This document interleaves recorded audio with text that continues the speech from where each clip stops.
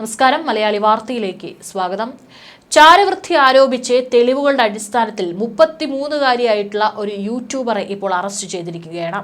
ഈ ഒരു സാഹചര്യത്തിൽ വളരെ അതീവ ഗുരുതരമായിട്ടുള്ള ഒരു അറസ്റ്റാണ് ഇപ്പോൾ രേഖപ്പെടുത്തിയിരിക്കുന്നത്. ഹരിയാന സ്വദേശിയായിട്ടുള്ള ജ്യോതി മൽഹോത്രയാണ് ഇപ്പോൾ പോലീസിന്റെ പിടിയിലായിരിക്കുന്നത്. ജ്യോതി മൽഹോത്രയെ ചോദ്യം ചെയ്യലിൽ നിന്നും തെളിവുകളുടെ അടിസ്ഥാനത്തിൽ നോക്കുമ്പോൾ വളരെ ഗുരുതരമായിട്ടുള്ള ദേശവിരുദ്ധ പ്രവർത്തനമാണ് ജ്യോതി മൽഹോത്ര ചെയ്തിരിക്കുന്നത് എന്നുള്ളതാണ് ഇപ്പോൾ കണ്ടെത്തിയിരിക്കുന്നത്. ഇതോടെ പഹൽഗാം ഭീകരാക്രമണത്തിന് ശേഷം പഞ്ചാബിലും ഹരിയാനയിലുമായി ചാരവൃത്തിക്ക് അനുബന്ധമായവരുടെ എണ്ണം 8ആയി. ട്രാവൽ വിത്ത് ജോ എന്നാണ് ജ്യോതി മൽഹോത്രയുടെ യൂട്യൂബ് ചാനലിന്റെ പേര്. 2023-ൽ ജ്യോതി പാകിസ്ഥാൻ സന്ദർശിച്ചതായും ഡൽഹിയിലെ പാകിസ്ഥാൻ ഹൈക്കമ്മീഷനിലെ ജീവനക്കാരനായ എഹ്സാൻ ഉർ റഹീം എന്ന ഡാനിഷുമായി അടുത്ത ബന്ധം സ്ഥാപിച്ചതായി റിപ്പോർട്ടുകൾ പുറത്തുവരികയാണ്. പാകിസ്ഥാനെ പുകഴ്ത്തി സമൂഹമാധ്യമങ്ങളിലെ വീഡിയോകൾ പങ്കുവച്ചതും അറസ്റ്റിന് കാരണമായിട്ടുണ്ട്.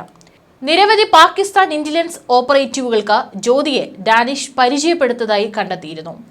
ഭാരതീയ ന്യായ സംഹിത സെക്ഷൻ 152, 1923-ലെ ഒഫീഷ്യൽ സീക്രട്ട് ആക്ട് സെക്ഷൻ 3, 4, 5 എന്നിവ പ്രകാരം ജ്യോതിക്കെതിരെ ഇപ്പോൾ കേസെടുത്തിരിക്കുകയാണ്. പാകിസ്ഥാന് വേണ്ടി ചാരപ്പണി നടത്തി അറസ്റ്റിലായ വനിതാ വ്ളോഗർ ജ്യോതി മൽഹോത്രയും പാക് ഹൈക്കമ്മീഷൻ ഉദ്യോഗസ്ഥനും തമ്മിലുള്ള ബന്ധത്തിന് കൂടുതൽ തെളിവുകളും വീഡിയോകളൊക്കെ തന്നെ ഇപ്പോൾ പുറത്തുവരികയാണ്. ട്രാവൽ വിത്ത് ജോ എന്ന ജ്യോതി മൽഹോത്രയുടെ യൂട്യൂബ് ചാനലിലാണ് ഇവർ തമ്മിലുള്ള ബന്ധത്തിന് കൂടുതൽ തെളിവുകൾ ലഭിച്ചിരിക്കുന്നത്.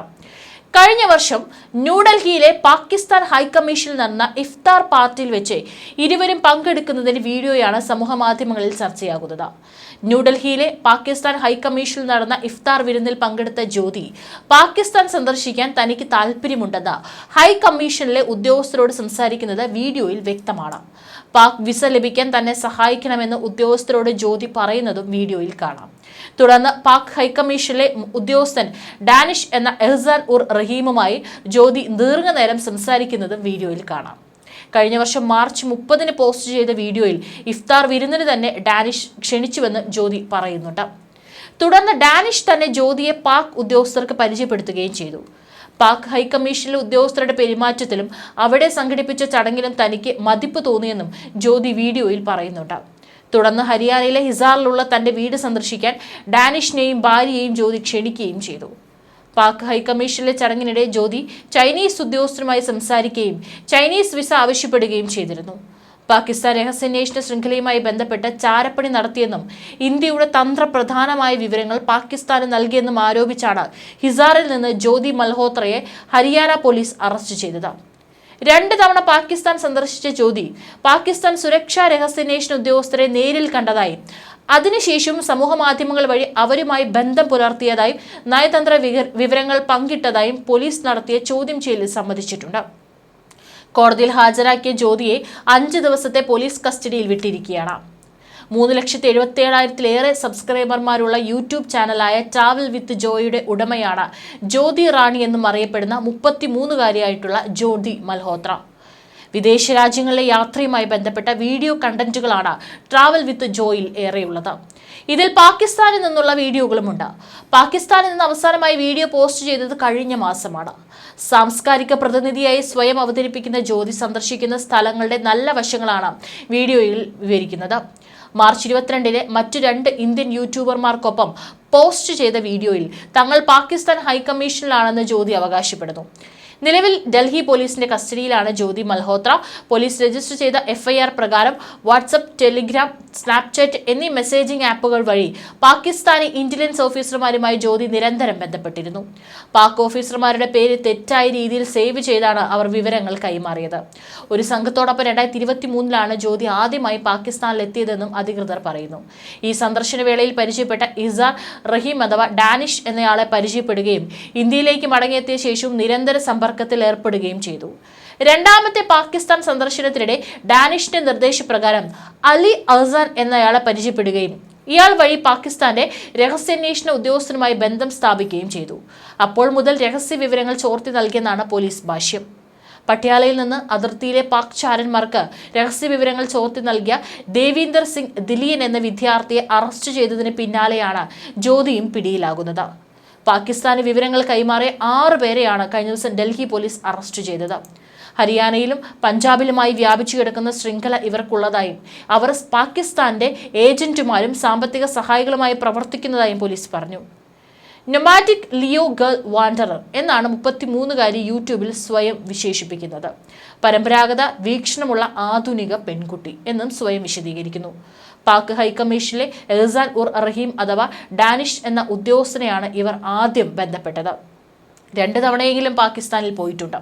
യൂട്യൂബിൽ മാത്രമല്ല ഇൻസ്റ്റഗ്രാമിലും ഇവർ പ്രശസ്തയാണ്.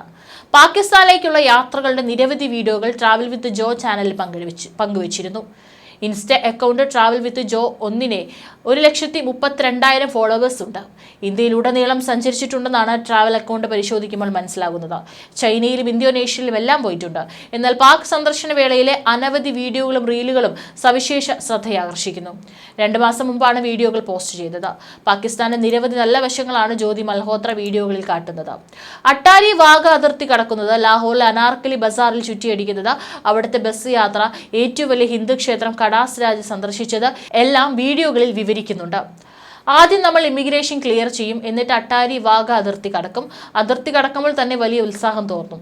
ഓർമ്മയിൽ തങ്ങി നിൽക്കുന്ന നിമിഷങ്ങൾ, രോമാഞ്ചം വരും. പാകിസ്ഥാനിലേക്ക് കടക്കുമ്പോൾ യാത്രക്കാർക്കായി മീഡിയ കവറേജ് ഉണ്ട്. തന്റെ വീഡിയോയിൽ ഹിന്ദിയിൽ ജ്യോതി വിവരിക്കുന്നുണ്ട്. പിന്നീട് നിങ്ങൾ ഇന്ത്യൻ കറൻസിക്ക് പകരം പാക് കറൻസി വാങ്ങാം. ഓരോ ഇന്ത്യൻ രൂപയ്ക്കും 2.6 പാകിസ്ഥാനി രൂപ എനിക്ക് കിട്ടി, വീഡിയോയിൽ പറയുന്നു. ഇൻസ്റ്റഗ്രാമിലെ ഫോട്ടോകളിൽ ഒന്നിന് തലവാചകം എഴുതിയിരിക്കുന്നത് ഇഷ്ക് ലാഹോർ എന്ന ഉറുദുവിലാണ്. പാകിസ്ഥാനി ഭക്ഷണത്തെക്കുറിച്ചുള്ള വീഡിയോകളും കാണാം. ഇരു രാജ്യങ്ങളുടെയും സംസ്കാരങ്ങൾ തമ്മിലുള്ള താരതമ്യ പഠനവും അവതരിപ്പിക്കുന്നുണ്ട്. കഴിഞ്ഞ വർഷം ഇവർ കാശ്മീരിൽ പോയിരുന്നു. ദാൽ തടാകത്തിലെ ശിഖാര യാത്രയും ആസ്വദിക്കുന്നതിന്റെയും ശ്രീനഗറിൽ നിന്ന് ബനിഹാളിലേക്കുള്ള ട്രെയിൻ യാത്രയുടെയും വീഡിയോകൾ പോസ്റ്റ് ചെയ്തിരുന്നു. ഏറ്റവും ഒടുവിലത്തെ വീഡിയോകളിൽ ഒന്ന് പഹൽഗാം ഭീകരാക്രമണത്തെക്കുറിച്ചുള്ളതാണ്.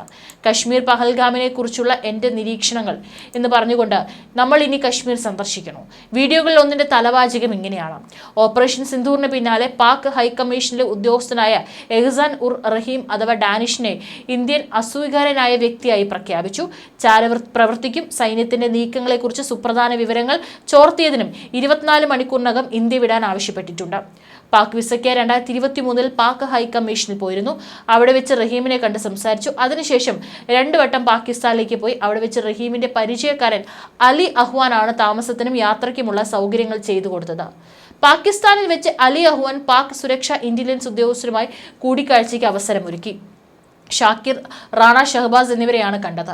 ഷാക്കിറിന്റെ മൊബൈൽ നമ്പർ തന്റെ ഫോണിൽ സേവ് ചെയ്തു. സംശയം ഒഴിവാക്കാൻ ജാട്ട് റൺദാവ എന്നാണ് സേവ് ചെയ്തത്.